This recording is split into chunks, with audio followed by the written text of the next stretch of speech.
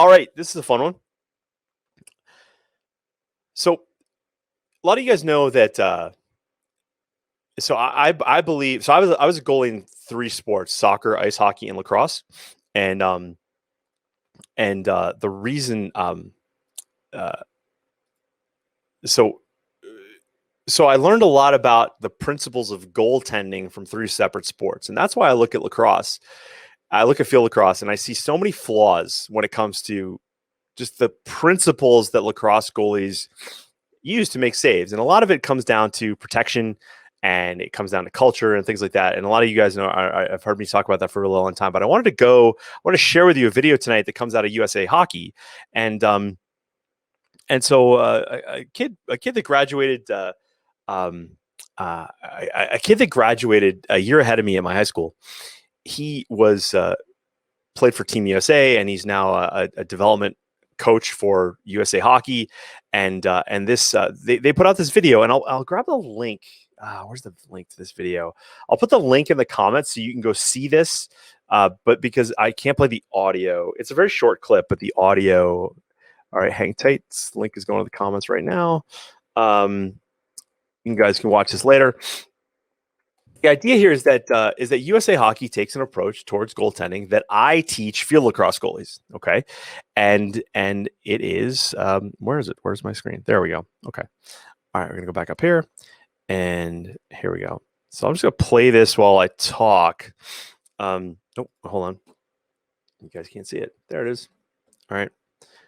Okay, so we're gonna play this through, and so the concept in that hockey goalies are taught is basically where is that going? Hold on, that's not going to work. Oh, Christmas. Hold on, let me back up here. Hold on, guys. I'm going to just get a source in here. Add source. Boom. Paste V. Okay. There it is. Oh no, that's the one. Oh man, dang it! Hang tight, guys. Let me just get this through here. I'm going to get this and get it up on YouTube, and then I will be able to talk more effectively.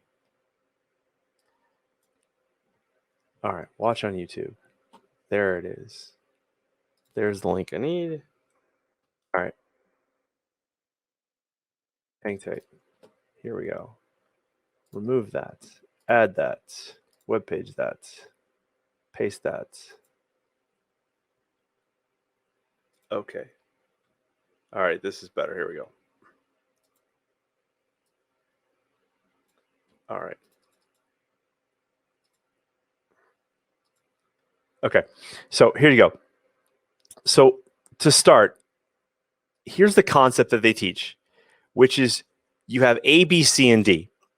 So you have aggressive depth, which is out at the top of the crease. Okay, and then you have base depth. Okay, which seems like a kind of a normal depth to most people. Okay, what ends up happening though is that I'll just play this through. This does not seem to be working. Come on. All right. So there's base depth, which is at the top of the crease. I want to start by saying this, is that your base depth, the crease line is not it's not a door. It's not a gate that keeps your goalie stuck. Field lacrosse goalies, what has happened is that they have played, they've been taught to play in such a way that we're not really utilizing everything we can. Okay, so hold on. Let me get my thoughts here. Jeez, I got all these things open and it's not working for me. All right, I'm better than this. Let's go. All right, come on, Edwards. All right, so backing this up. Can I back this up? I'm gonna try to back this up. Oh my God, you think I'd never done this before? Boom. All right, so let's talk about this. Oh, that's the problem. Hold on. There we go.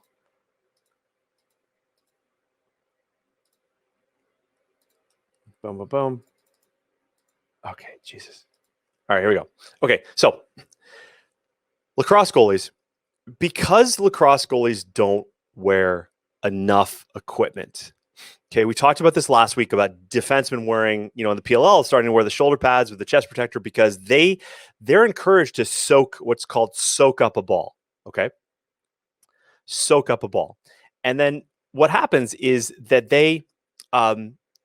it's a sign of like respect, like yeah, you soaked up the ball, but they're even going like no, shooters can shoot hard enough where I can break a rib, I can bust a kidney, I can do all these sorts of things. And I literally think we're going to lose. Like we almost lost a kid in the national championships when they turned their head and they got hit in the back of the head. If that ball was shot any lower, that kid probably would have died. And we all would have seen it on national television. And then U.S. Lacrosse would have gone, hey, I think we should do something about this. But as a goalie, okay, when you're protected, what that adds to your game is you can come out to be aggressive. Now, Dylan Ward.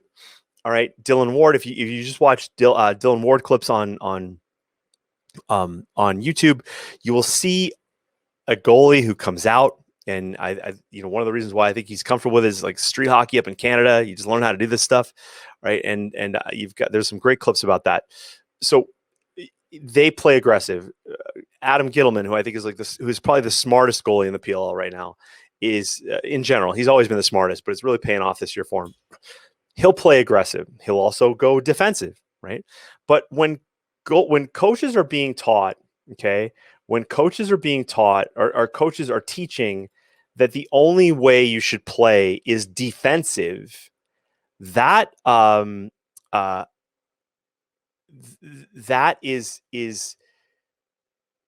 it's only one way to play the game. And that's where when people talk about, hey, I need more time to react to the ball. No, you don't. You need to be in the way of the ball. And when you play aggressively, then you create more opportunities for shooters to miss. You create opportunity for them to hit you, right? And you create there's less space to shoot at, right? It's really important. And Ben Stone, thank you. I rarely see goalies go beyond defensive in your diagram. Yeah. So this is where I've been critical of lacrosse goalies. I've been critical of lacrosse goalie coaching, and I encourage goalies to pad up and wear like baseball shin guards and football pants and things like that.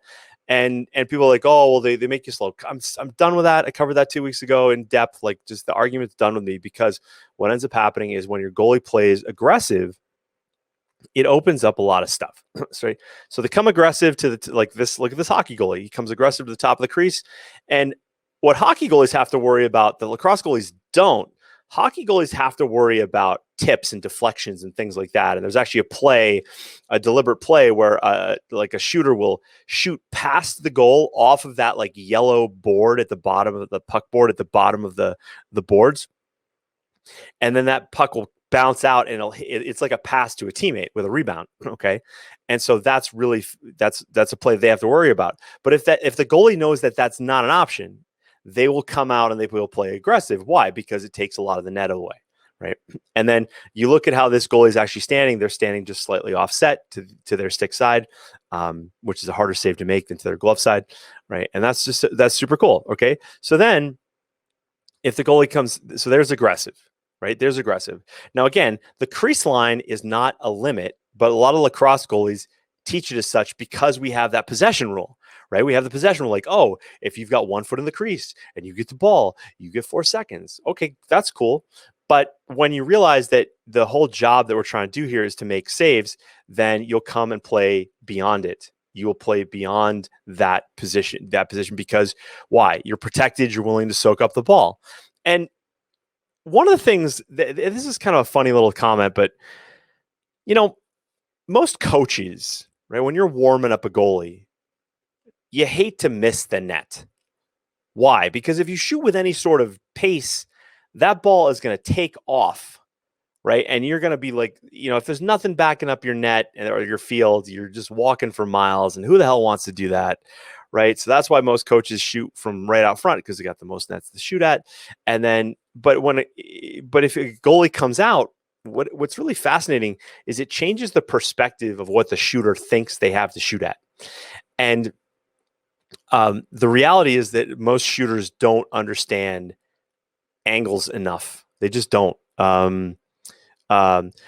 Yes, I get it. With the girls, the crease can be the limit, but still, the limit is yeah. We want our heels on the crease line.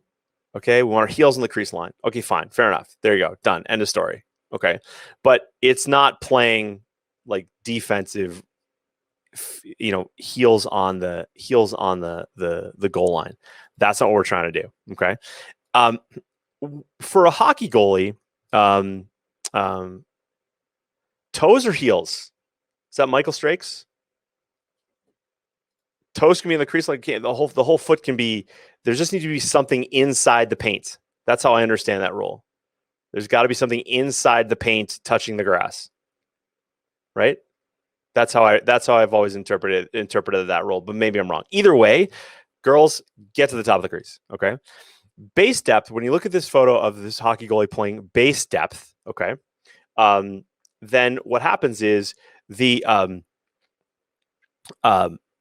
this is still further out at the ball or the puck in this case than a lacrosse goalie is oftentimes taught to stand. Okay, again, the discussion here, people go like, "Oh, I need more time to react to the ball." I did math on this a while ago with Dave Nord, and I believe it was like 100th of a second was what they were giving up. But the overall volume that the goalie takes up in the cage, I think, is just far more advantageous. The other thing here is that when a goalie plays top of the crease, even if this is like, let's say if this is in the girls' game, and a player is just out in front of the crease, well, okay, that shooter's most likely going high. One of the things that happens here, again, angles wise, is that player's not accustomed. They're just confused with having that goalie out at them, and they don't always hit the net. They miss. They shoot over. They hit the post. They shoot wide. It just changes trajectory. What this allows a goalie to do is when a goalie stands at what's called at the defensive level, we'll get to in a second here, is they're giving the shooter like all the respect in the world. They're assuming they're going to hit the net.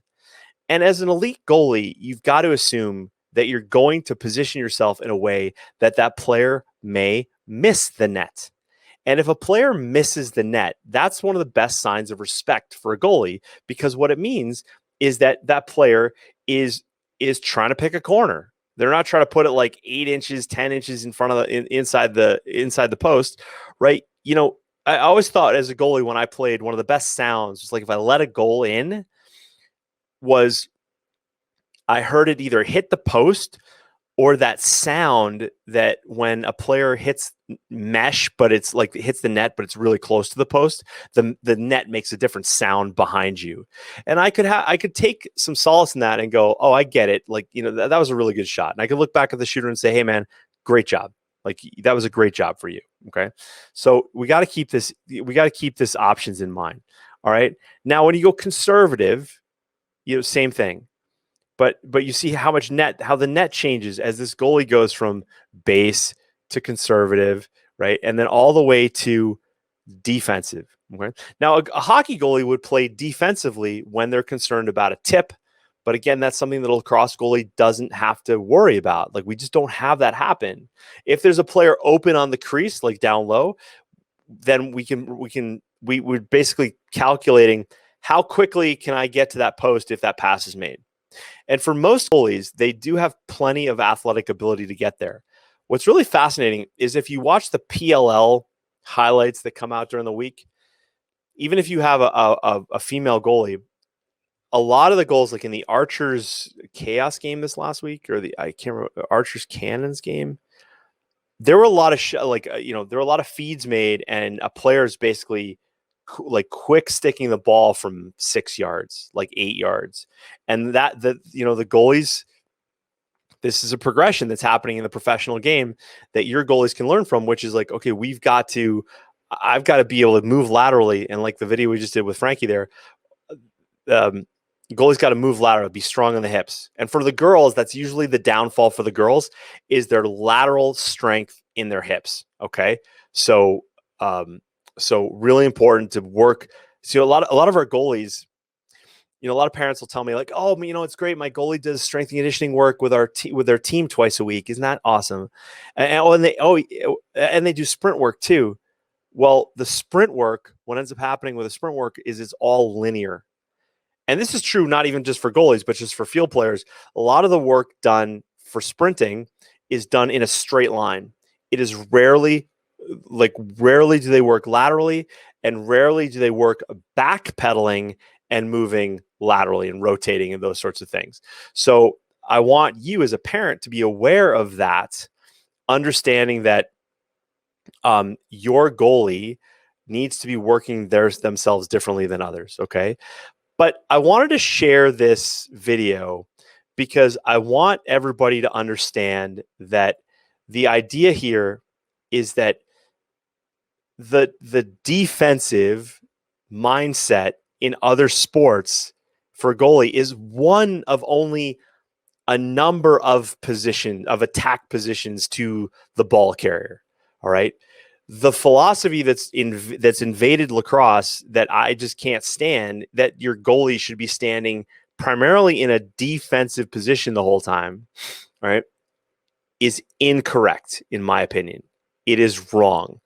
And the only reason why your goalie does not take a more aggressive stance is, one, they've never been encouraged to take it, or two, they're underprotected and they fear getting hit with the ball. Because, yes, when you take an aggressive stance, okay, you have less time to react to the ball, but you have improved your overall base, what I call the base save percentage. You're taking up more volume in the cage.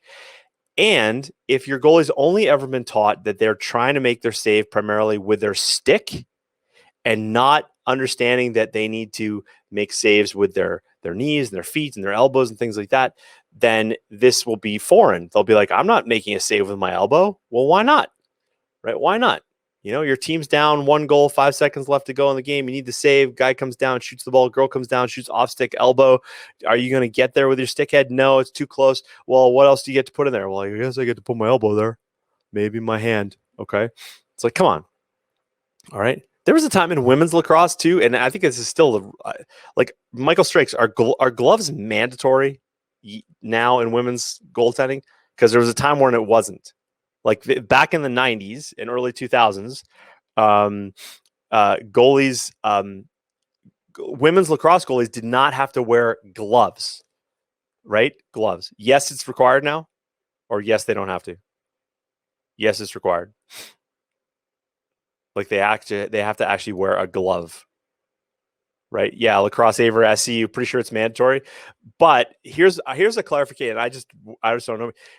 So the glove rule, okay, so yes, they're required. Question though, can anybody clarify for me, does it have to be like a boy's glove, or can it be a women's lacrosse glove, right, that field players can wear?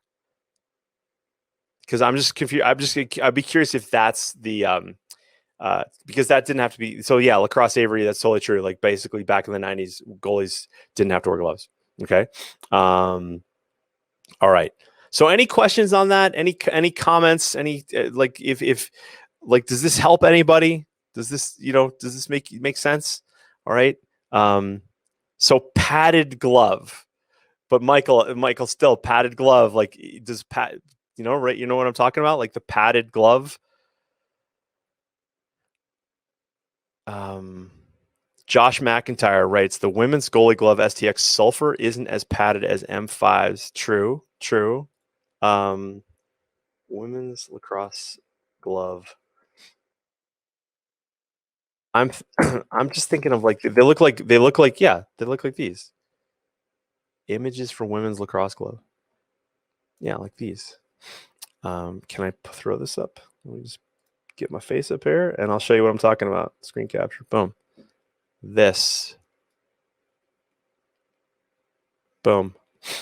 Those. Because to be honest, I think this would qualify as a women's goalie glove. Okay. Tracy Taylor, thank you.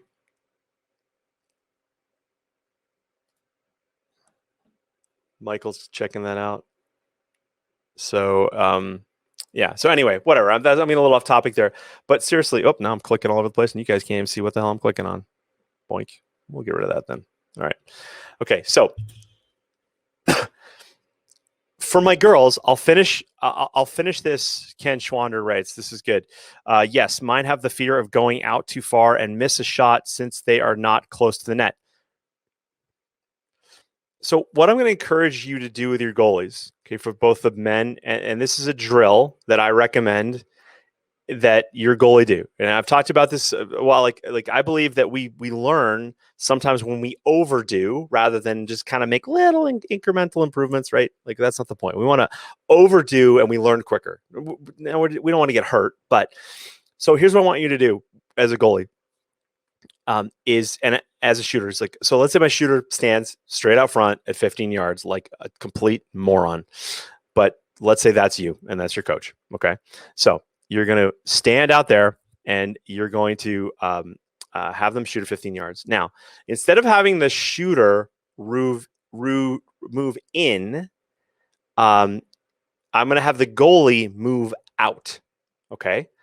Now, this is best done with teammates shooting and coaches standing by the side to see how this happens. All right. So shooter standing at 15 yards or thereabouts, whatever, and they're shooting on the goalie stationary. Goalie takes 5 shots standing at that base depth. Okay. Or that defensive depth. And then they move out at the conservative depth, and then they move out at the the base depth, and then they move out at the aggressive depth. So I want your goal. So for the women, you would end up just at the crease, right? But for the boys, you can keep going. You can, and there's a clip. I had a clip, and I think I had a clip of if you look up Dylan Ward. Let me see if I can find this. Dylan Ward. Highlights. It's the first clip. Here it is. I'll put the link in the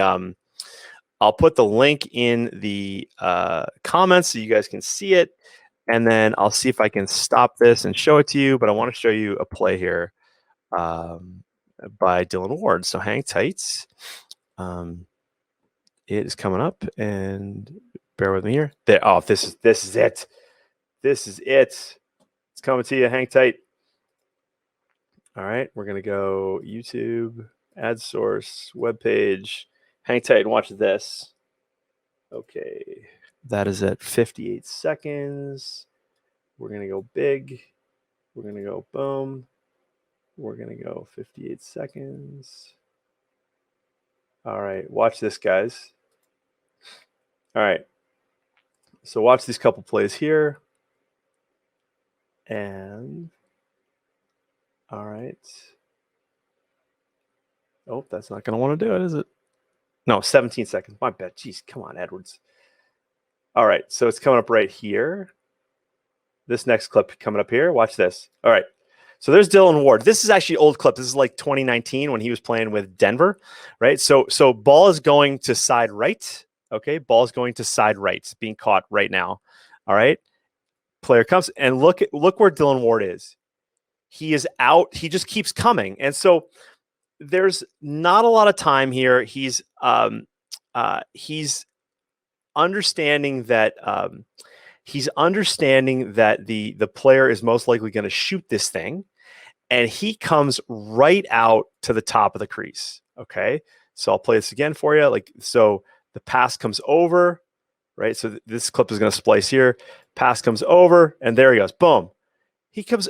Like, so why does the goalie do that? So why does Dylan Ward do that? No other goalies do it.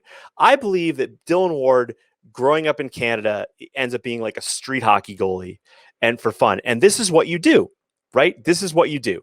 Like, it's like you come out and you're aggressive, and what happens? They shoot wide. So when you do that drill, when your goalie just keeps coming out towards the shooter, your goalie is going to have what I call the sphincter rule, right?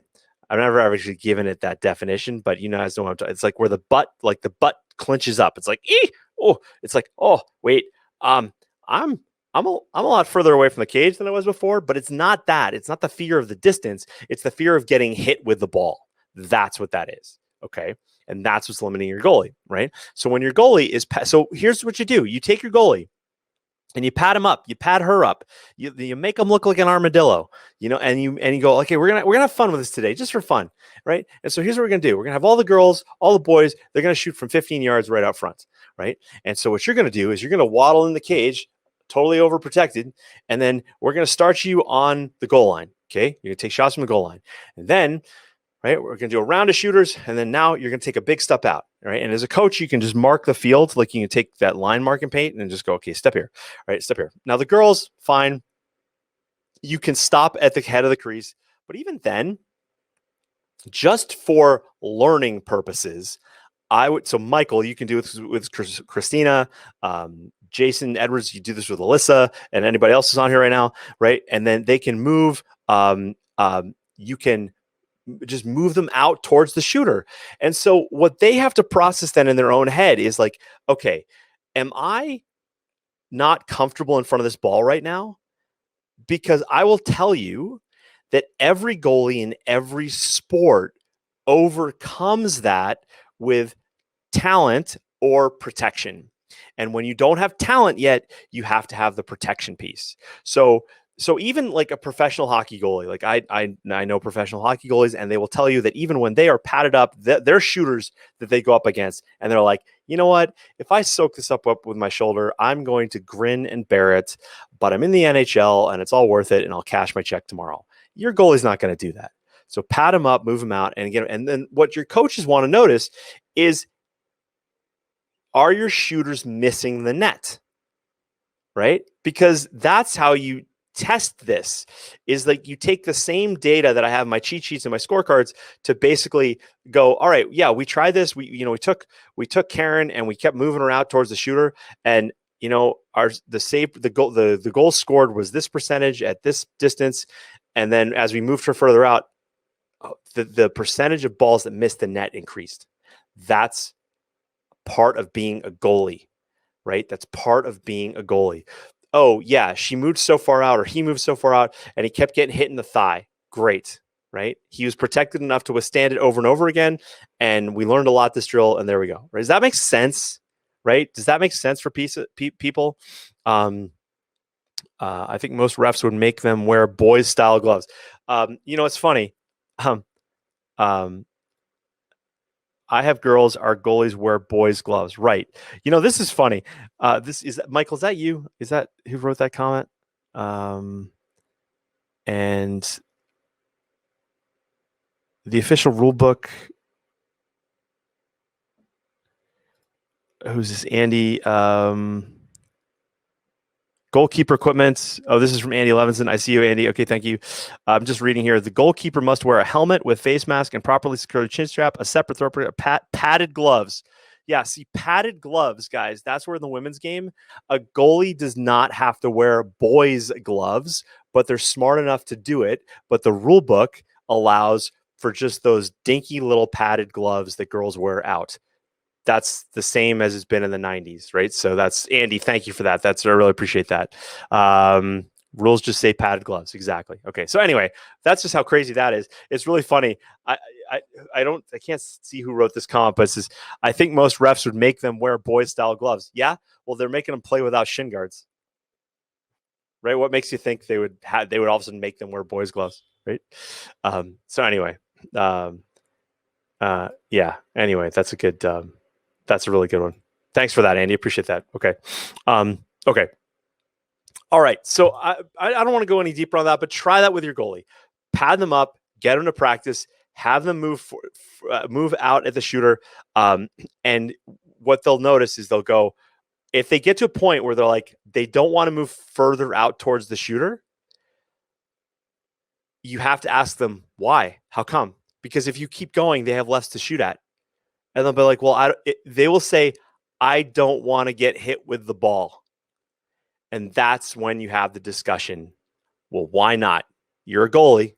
Soccer goalie wouldn't say that. Ice hockey goalie wouldn't say that. A field hockey goalie wouldn't say that. Then why the hell are we going to let our field lacrosse goalies do that? Right? And get a box lacrosse goalie, sure as shit, pardon me, shit wouldn't do that, right? Right? Why? Because they're padded. Mary James writes, my 11-year-old has removed more and more equipment, feels his stick and position should do the work for him, and man up power play when he gets the save. No. Mary, where do you live? Where do you live? Let me know where you live. And that's for an 11-year-old to say that, they're just getting that from their coaches. And that's just bad thinking, man. That's going to restrict how I just, you can't talk me out of it anymore. You can't talk me out of it. Georgia, you can't have that type of thinking in the Peachtree State. Like, that's not allowed down there. That's silly. He's not, like, at 11, Mary, your goalie's not good enough your goalie's not good enough yet to know any sort of difference. They're not. And if their coaches are encouraging that, then they're not really good coaches, because Mary James, I'll take your goalie and I'll shoot on him from 8 yards, and I'll take a shot and I'll put it right off the inside of his knee. I'm just kidding. Sounds a little threatening, but work with me here, Mary. I'll put it right off the inside of his knee, and he will limp, and he'll miss shots because he can't play right now because he's limping so much. And then he'll miss getting better because he's missing an opportunity to learn. And then he'll get back in the cage, and I'll go, you know what? I'm going to put the ball exactly where I just put it. And the next time that he goes to make a save is that he will think his brain will go, ow, that one hurt. I wonder if that's going to happen again. And in that millisecond where his brain goes, damn, that may hurt me, he now misses the chance to make the next save that goes somewhere else. Okay? That's a fact. That's just an absolute fact. Boys and girls. At 11, he's not good enough to take his gear off yet. He's not. And if your coach is encouraging it, that's a problem. That's a problem. Okay. So hard to get better goalie coaching down here. You know, this is not really, to me, a coaching thing. This is a fundamental, like, just adult safety protection thing, right? It's like, I do work, I do renovation work, and I love that stuff. And what's fascinating is, like, when you get around that business, there's a lot of safety rules around there. And one of the safety considerations is when you're around, like, air guns, like nailers, when you're framing up a house. Well, any of you guys saw Happy Gilmore, when Happy Gilmore hits, like, the dude in the head, right? And then that's what happens, right? So a contractor would never risk, well, not that they would never, but they're going to wear eye protection. They're going to wear steel-toed boots. Why? Because if they don't do it, if they take that risk and that nail gets them in the eye and they lose their vision for the rest of their life, it's like, well, that was dumb. I didn't have to go through that, right? And so this, to me, is more about just, like, adults thinking as adults, going like, hey, I want that kid to learn quicker. I would hate to see him take a shot. And this is where, Mary, as a parent, you've got to get with your coaches and go, this doesn't make any sense to me that my son is shedding equipment at 11.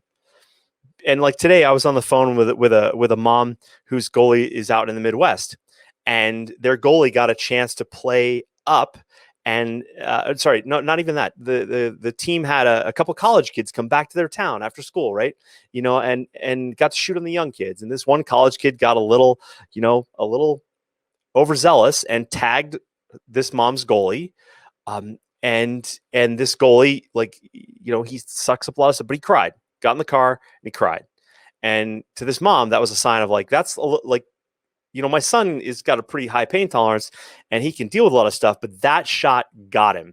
And this goalie is 12, this goalie is at 10, 11.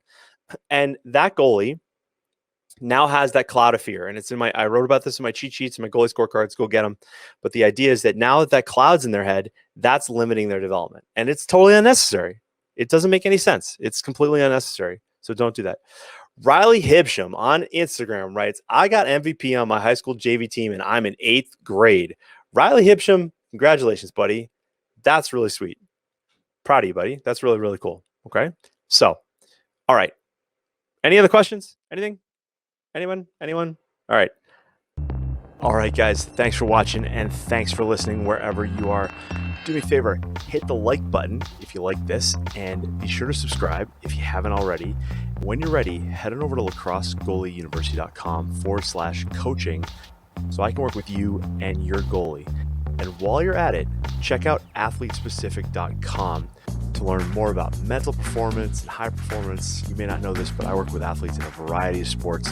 Lacrosse is my love, but man, I love athletes and the families who support them. So head on over to athletespecific.com, check it out. I'll see you in the next video. Cheers.